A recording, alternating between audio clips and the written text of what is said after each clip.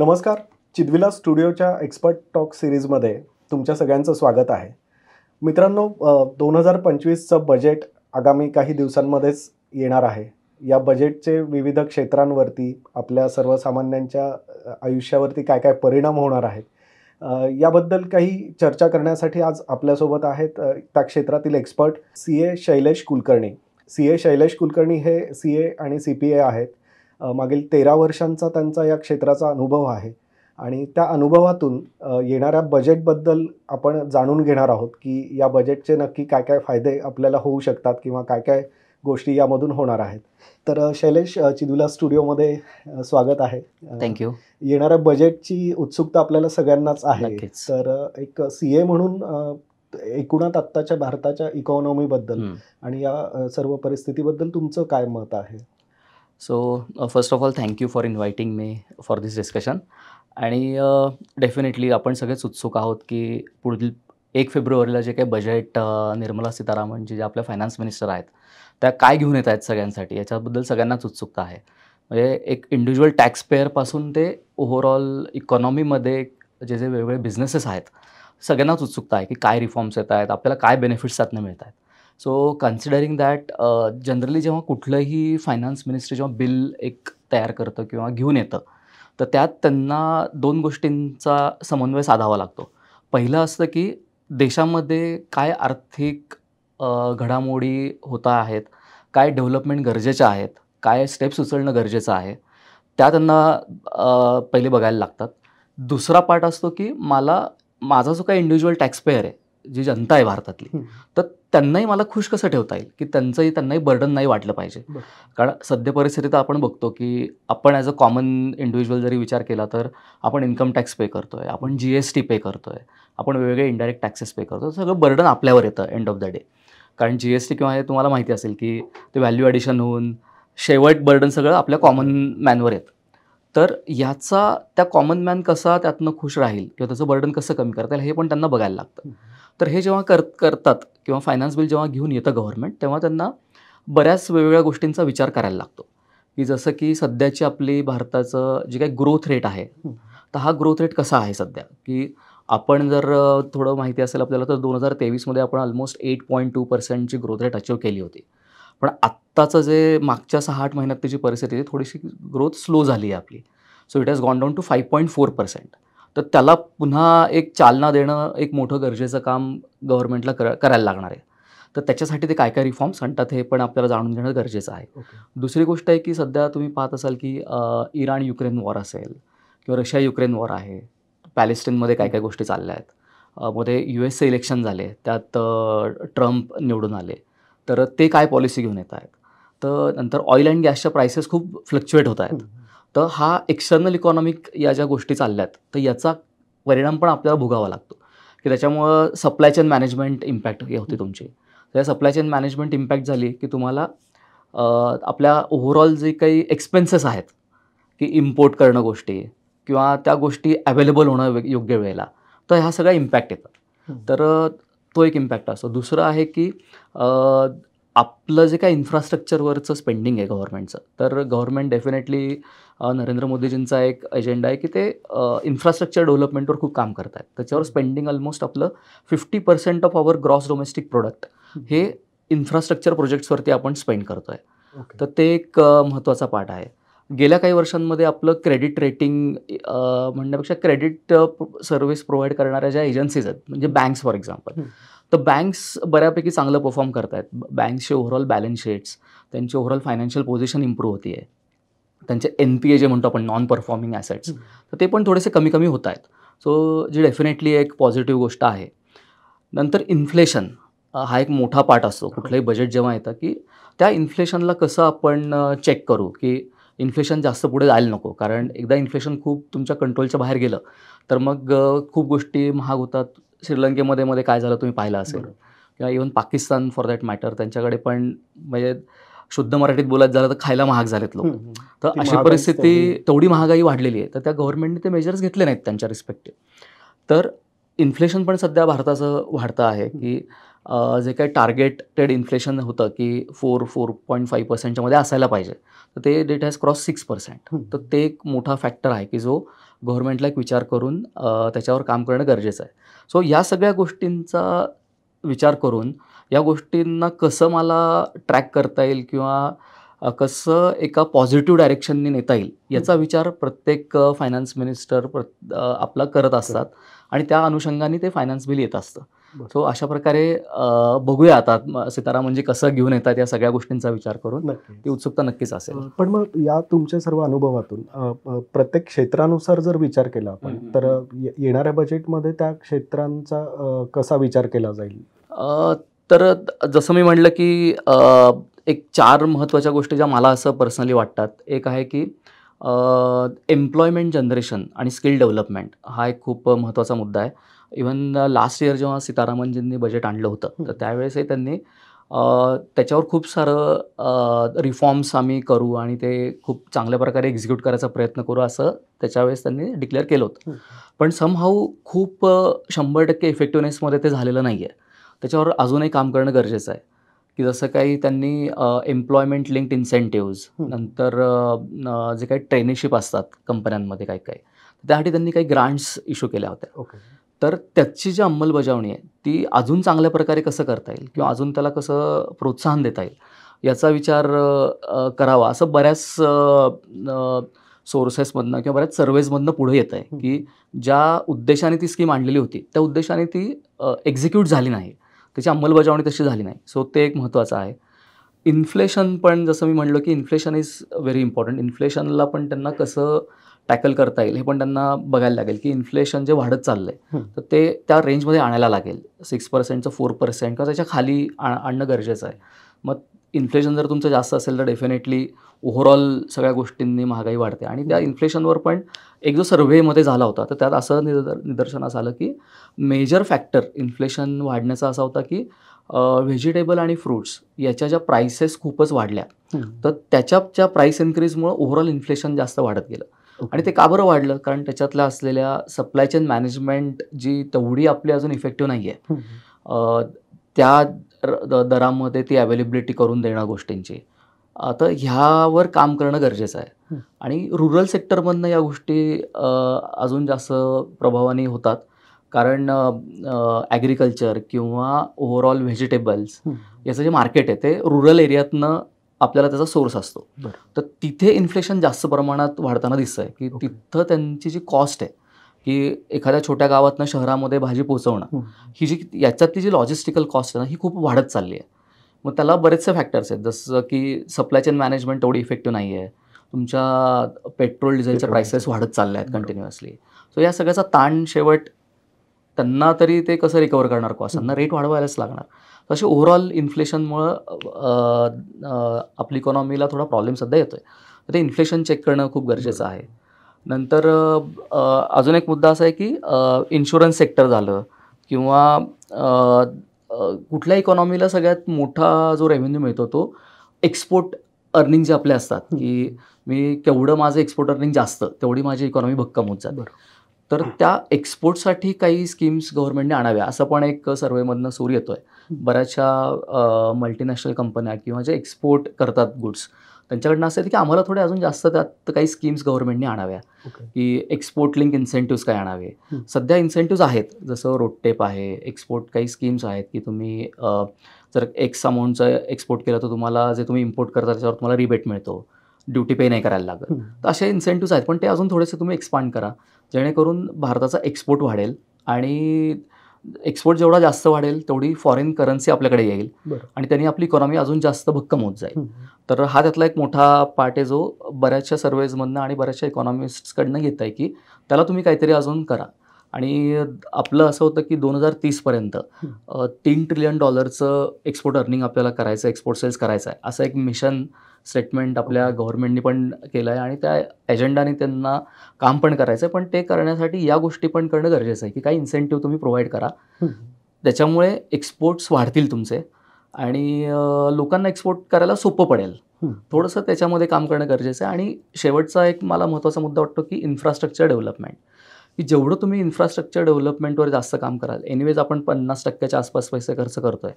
पण आता मध्ये एक 6 महिन्यापूर्वी जो सर्व्हे झालेला किंवा एक स्टॅटिस्टिकल डेटा जो आला होता त्यातनं असं लक्षात आलं की जो काही बजेटेड कॅपिटल एक्सपेंडिचर इन्फ्रास्ट्रक्चरसाठी आपण आयडेंटिफाय केला होता गव्हर्नमेंटने, तेवढा ते स्पेंड करू शकले नाही आहेत. तर डेफिनेटली थोडं कुशन आपल्याला आहे. लास्ट इयरच्या बजेटेड आणि ॲक्च्युअलमध्ये थोडीशी गॅप आहे, की ॲक्च्युअल तुम्ही कमी स्पेंड केलं, त्याचं कुशन आहे, ते त्यांनी आता यावेळेस युटिलाइज करावं चांगल्या प्रकारे. आणि जेवढं बजेटेड आहे तेवढं जर त्यांनी प्रयत्न केले एक्सपेंड करायचा, जसं तुमचं एज्युकेशन सेक्टर असेल, सप्लाय चेन मॅनेजमेंटसाठी रोड डेव्हलपमेंट असेल, रेल्वेवर ऑलरेडी त्यांनी बरेचसे रिफॉर्म्स आणले आहेत, त्याच्यावर चांगलं काम त्यांचं चालू आहे. पण अजून जास्त चांगल्या प्रकारे कसं या गोष्टींना इन्फ्रास्ट्रक्चर डेव्हलपमेंट कशी करता येईल, हे जर त्यांनी बघितलं तर आय थिंक खूप उपयुक्त होईल.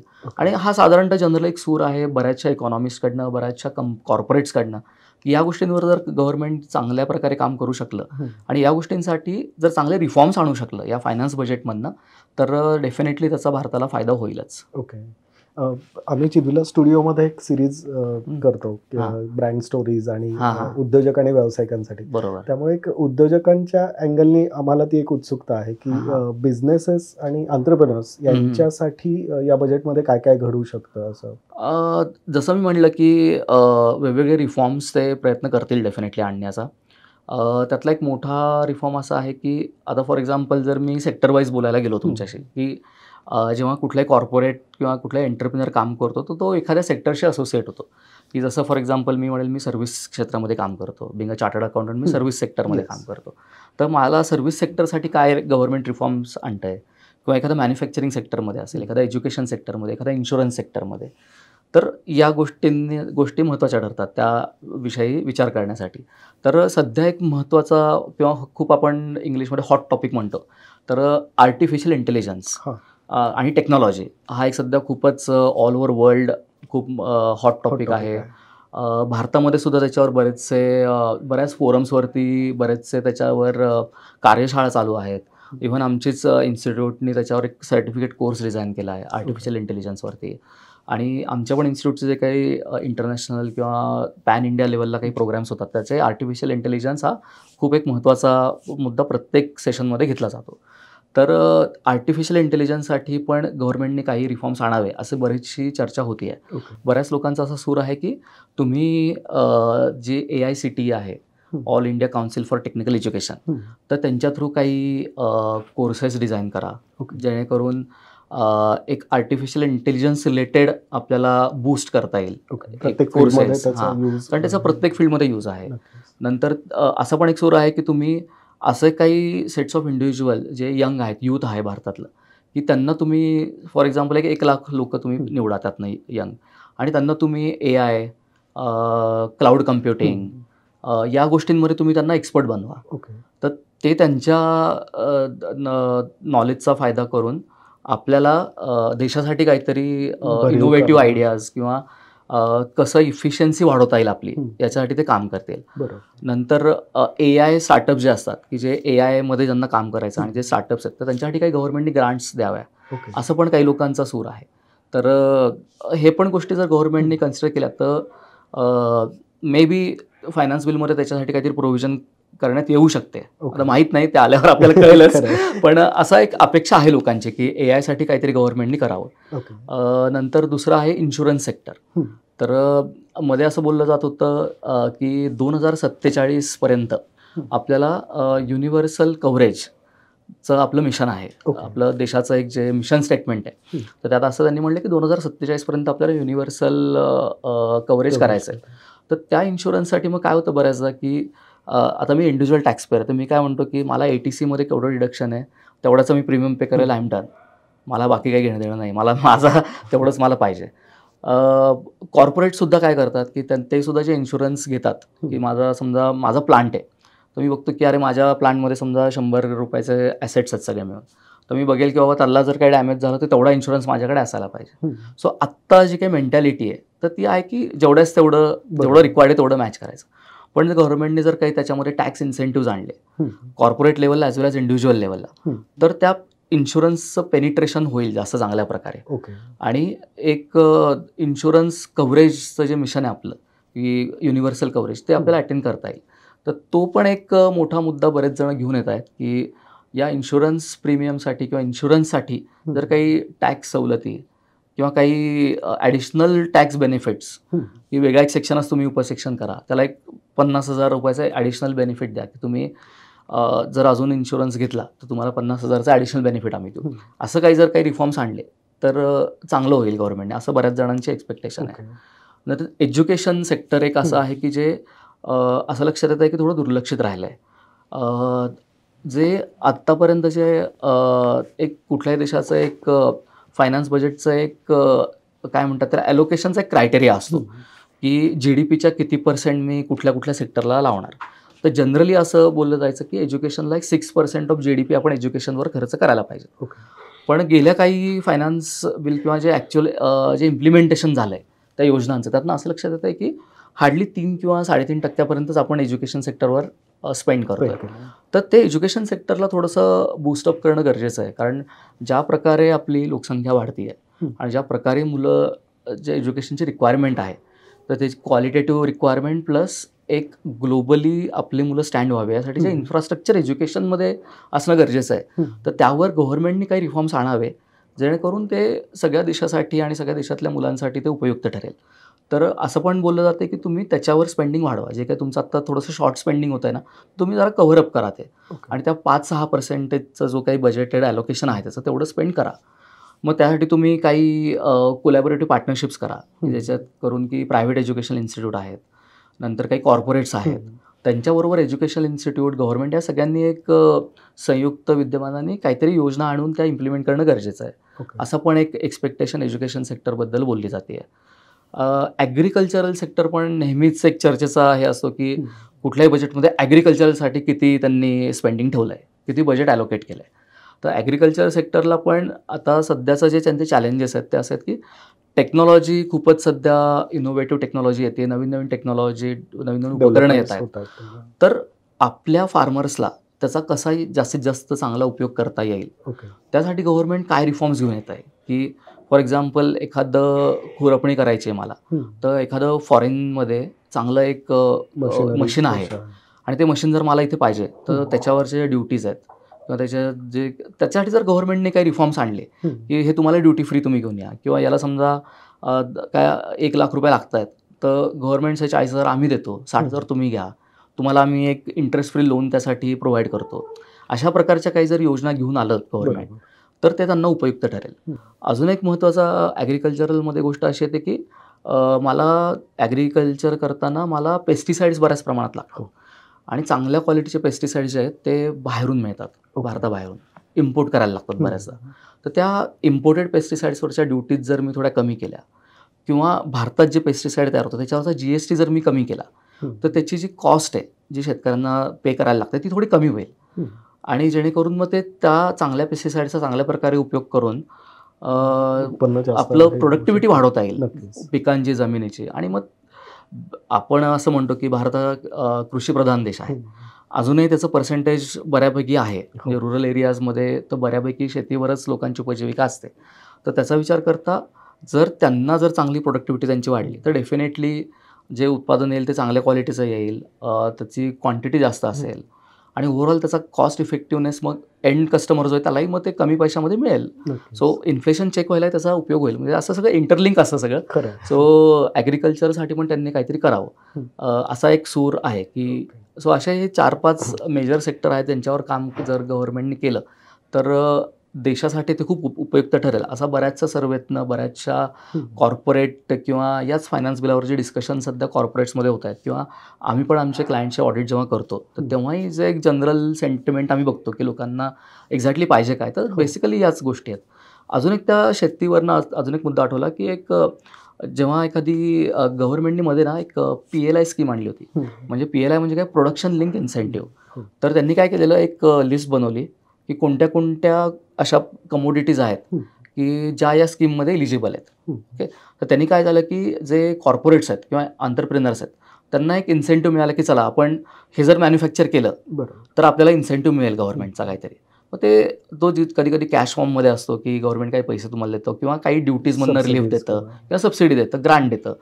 तर शेतीसाठी सुद्धा जर असं काही त्यांना करता आलं ॲग्रिकल्चर सेक्टरसाठी, एखादी PLI स्कीममध्ये ॲग्रिकल्चरचे काही जे प्रोडक्ट्स काही जर त्यांनी आणले की जे खरंच ज्यांनी स्कॅरिसिटी झाली तर प्रॉब्लेम येऊ शकतो, किंवा बेसिक आपल्या ज्या नीड्सवाल्या गोष्टी आहेत, काही धान्य आहेत, गहू, ज्वारी, बाजरी किंवा साखर किंवा बरोबर. किंवा किंवा कुठलाही किंवा पेस्टिसाइड्स आहेत, की बरोबर. लोकली जे पेस्टिसाइड्स मी मॅन्युफॅक्चर करतोय, हो. तर त्याला जर काही PLI स्कीम सारखी जर एखादी स्कीम आणली ओके. किंवा काही असे रिफॉर्म्स आणले तर त्यांना डेफिनेटली एक इन्सेंटिव्ह मिळेल. हं. तर असाही एक सूर येतोय की असं पण गव्हर्नमेंटनी करायला पाहिजे. नक्की. तर अशा लोकांची काही काही सेक्टर्सबद्दल अपेक्षा आहेत आहेत. की असं करायला पाहिजे गव्हर्नमेंटनी. या सगळ्या ह्याच्यामध्ये GST बद्दल काही चेंजेस येतील किंवा असं काही अपेक्षित आहे या? तर आता जसं मी म्हटलं की सगळ्यांचा विचार करून जेव्हा त्यांना गोष्टी करायला लागतात, म्हणजे इन्फ्लेशन मला कंट्रोलमध्ये आणायचं आहे, तर असा एक सूर आहे किंवा असा एक स्टडी आहे की तुम्ही जो GSTचा रेट आहे, की आता फॉर एक्झाम्पल पेट्रोल, डिझेल याच्यावरती काही काही स्टेट्स GST जास्त लावतात, काही काही स्टेट कमी लावतात.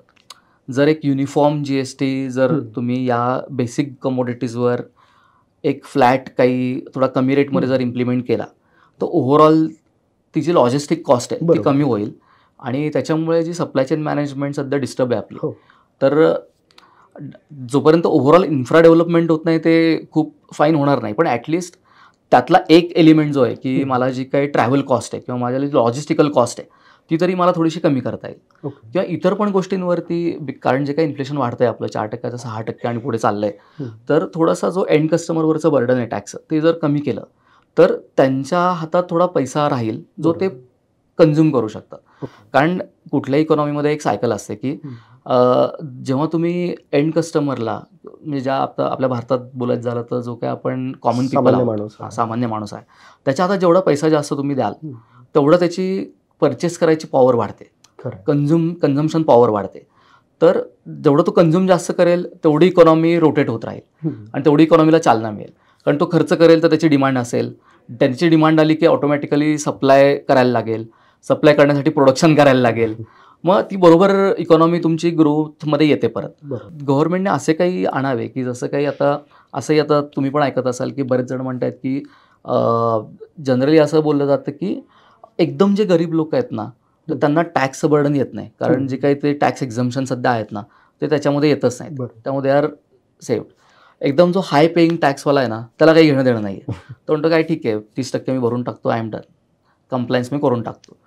जो सफर होतो तो मिडल क्लास लोक सफर होतात. आणि मी त्याच मुद्द्यावर या बजेटमध्ये या सगळ्याचा जो पाया म्हणू शकतो आपण किंवा जो महत्वाचा घटक आहे जो इंडिव्हिज्युअल टॅक्स पेयर आहे, तर त्याच्या दृष्टीने काय बदल होऊ शकतात? तर असं एक्सपेक्टेशन पण आहे आणि असं होण्याची शक्यता पण आहे की गव्हर्नमेंट काहीतरी तर डेफिनेटली घेऊन येईल.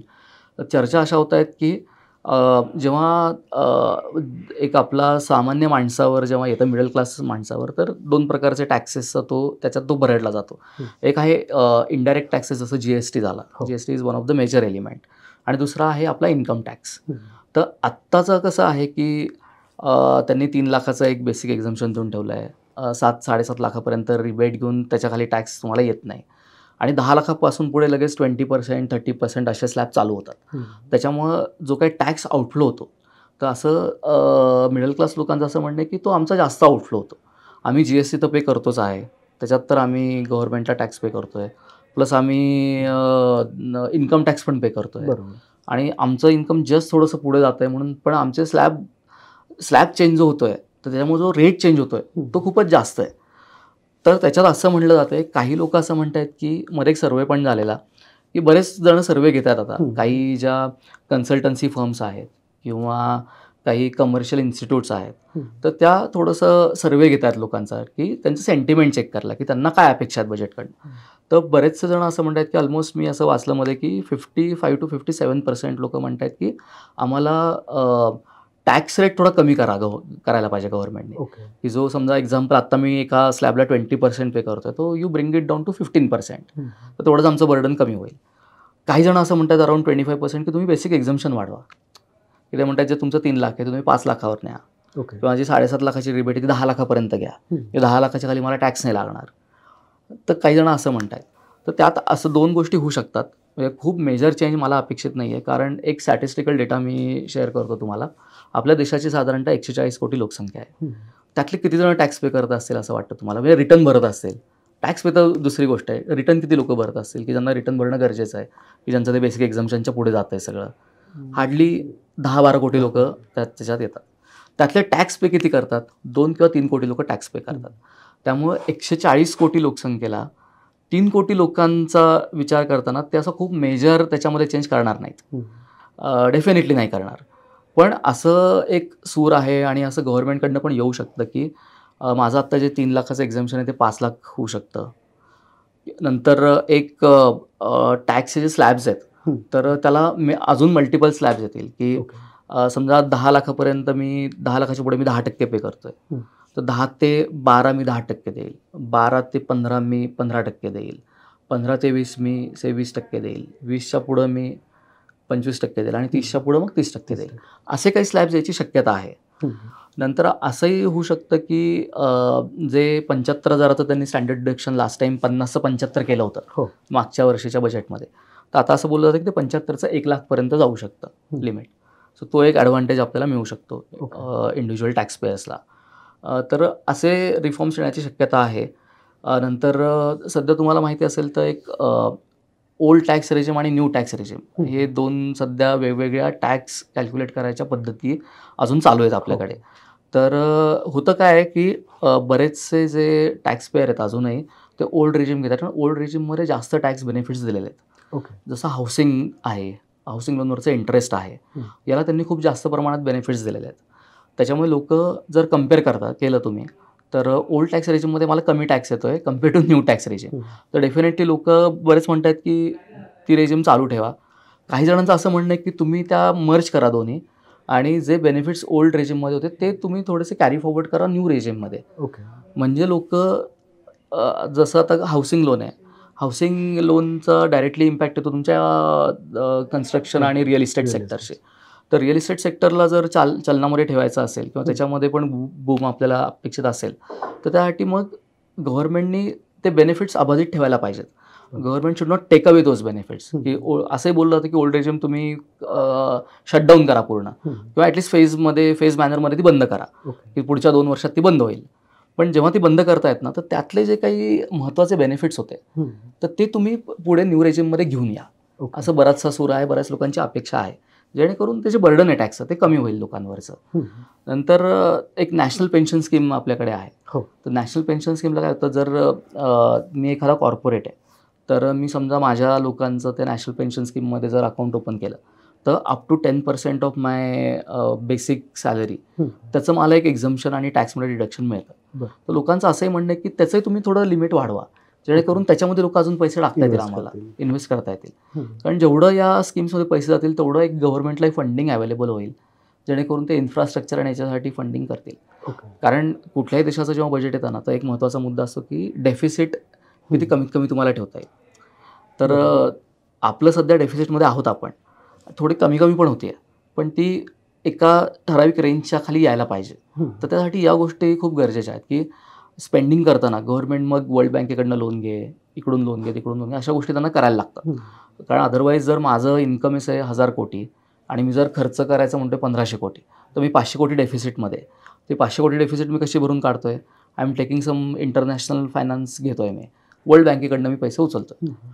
तर मग ते मला कसं कमीत कमी करता येईल, हा विचार प्रत्येक गव्हर्नमेंटचा असतो. तर या सगळ्या योजनांमुळं त्याला एक थोडासा डेफिनेटली बूस्ट मिळेल. तर अशा प्रकारे इंडिव्हिज्युअलला बेनिफिट. अजून एक मोठा फॅक्टर आहे, सध्या इलेक्ट्रिक व्हेकलचं एक तुम्ही बघत असाल तर खूप त्याला प्रॉस्पर करतायत, की इलेक्ट्रिक व्हेकल वापरा, म्हणजे जेणेकरून तुमचा ओव्हरऑल नॅचरल बॅलन्स जो आहे, निसर्गाचा बॅलन्स तोही राहिला पाहिजेत. कारण जे काही पोल्युशन वाढतंय, पेट्रोल आणि डिझेल आणि त्या कार्बन डायऑक्साईड जो जनरेट होतोय त्याच्यामुळे, तर ते सगळं इलेक्ट्रिक व्हेकल्स तुम्ही जास्तीत जास्त वापरा, असं बरंचसं होतं आहे. आता त्याच्यामध्ये पण असं आहे, की इलेक्ट्रिक व्हेकल सध्या जर जगाचा विचार केला, तर मेजर 2 देश इलेक्ट्रिक व्हेकल मॅन्युफॅक्चरिंगमध्ये अग्रेसर आहेत. एक आहे अमेरिका, US आणि दुसरा आहे चायना. चायनाबरोबर तर आपल्याला काही बिझनेस करायचा नाही आहे, कारण आपलं त्यांच्याबरोबर काही तेवढे चांगले संबंध नाही आहेत. त्यामुळे चायनाला जर मी सोडलं, तर आता राहिलं फक्त US. US मध्ये पण ते एलॉन मस्क तो तयार करतो आहे इलेक्ट्रिक व्हेकल्स.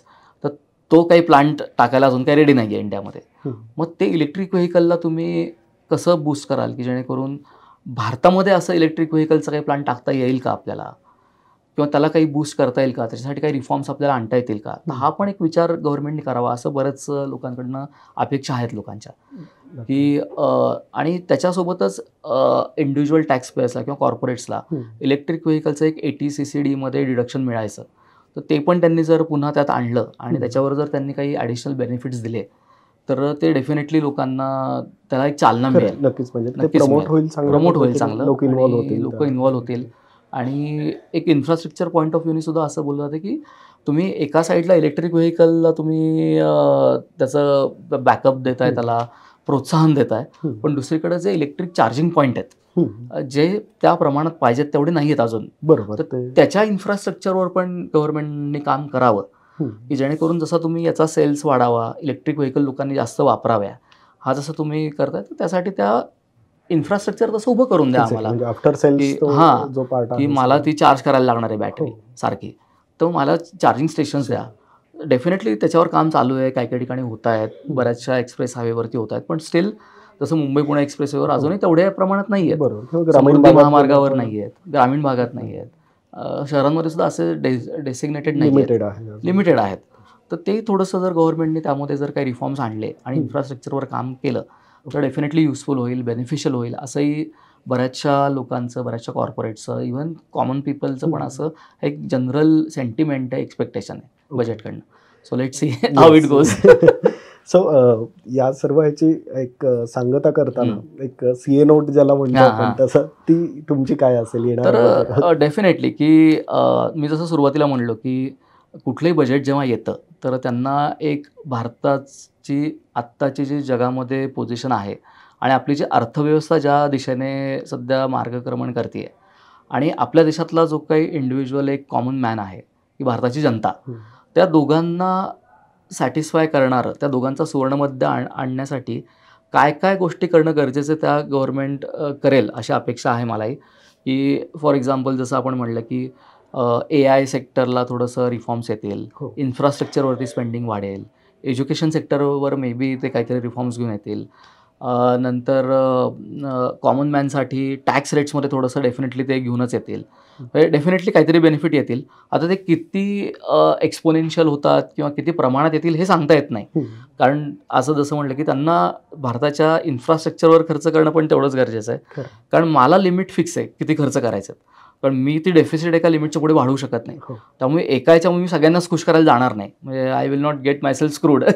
तर मला डेफिनेटली असं बघायला लागेल की माझा देश पण व्यवस्थित दिशेने मार्गक्रमण करेल, माझं इन्फ्लेशन चेकमध्ये येईल, माझा एक्सपोर्ट सेल्स चांगला होऊन मला करन्सी चांगली मिळेल, माझं इन्फ्रास्ट्रक्चर डेव्हलपमेंट चांगलं होईल. त्याचबरोबर एका इंडिव्हिज्युअलच्या ज्या बेसिक नीड्स आहेत की ॲग्रिकल्चरल सेक्टरची डेव्हलपमेंट आहे, नंतर मला जो काही टॅक्स आउटफ्लो होतो आहे तर त्याच्यामध्ये मला कपात होणं गरजेचं आहे, जी महागाई ती कंट्रोलमध्ये गरजेचं आहे. सो या सगळ्या गोष्टींचा सुवर्णमध्य गाठण्याचा डेफिनेटली प्रयत्न गव्हर्नमेंटकडनं होईल अशी मला आशा आहे.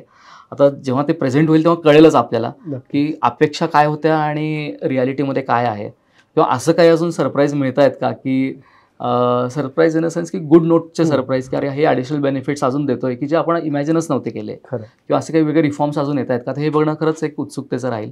पण ज्या प्रकारचा ॲग्रेसिव्हली सध्या सेंटिमेंट्स लोक व्यक्त करत आहेत सगळ्या फ्रंटवरती, त्यावरनं तरी इंडिव्हिज्युअल टॅक्स पेयर्सला काहीतरी बेनिफिट नक्की मिळतील, अशी दिलासा मिळेल असं आशा आहे. बघूया, 1 तारीख काही फार लांब नाही आता, उत्सुकता शिगेला पोहोचली आहे. सो अशा आशा करूया की बजेट सर्वसमावेशक असेल, म्हणजे भारताची डेव्हलपमेंट होणं, ग्रोथ होणं ही तेवढंच गरजेचं आहे. त्यामुळे ते इन्फ्रास्ट्रक्चर प्रोजेक्ट्सवरती एक्सपेन्सेस होणं, एक ओव्हरऑल इकॉनॉमीला चालना मिळण्यासाठी काही रिफॉर्म्स येणं हे तेवढंच गरजेचं आहे. त्याच्यावरही गव्हर्नमेंटचं स्पेंडिंग गरजेचं आहे, आणि आपल्यासारख्या लोकांना सुद्धा ॲज अ टॅक्स पेयर त्यातनं थोडंसं बर्डन आपलं कमी होणं आत्ता सध्याच्या वाढलेल्या महागाईमध्ये ते पण तेवढंच गरजेचं आहे. सो बघूया. नक्कीच. सो थँक्यू शैलेश, आज आमच्या या एपिसोडमध्ये येऊन बजेट या विषयावरती इतकं डिटेल इन्साइट्स आणि तुमचा सर्व अभ्यास हे केला. तर मित्रांनो, आजच्या या एपिसोडमध्ये आपण समजून घेतलेलं आहे की बजेट आणि इकॉनॉमी या सगळ्या गोष्टींचं कशा पद्धतीने हे वर्किंग होतं, आणि CA शैलेश कुलकर्णी यांनी त्यांच्या या 13 वर्षांच्या अनुभवातून अनेक मुद्द्यांना डिटेलमध्ये आपल्याला समजावून सांगितलेत, अनेक मुद्दे की ज्यामधून आता बघूया येणारं बजेट हे या सर्व क्षेत्रांसाठी कसं असेल आणि त्यामध्ये पुढच्या वर्षी नक्की काय काय घडणार आहे ते. तर भेटूया पुढच्या एपिसोडमध्ये अशाच एका नवीन एक्सपर्टसोबत. तोपर्यंत धन्यवाद.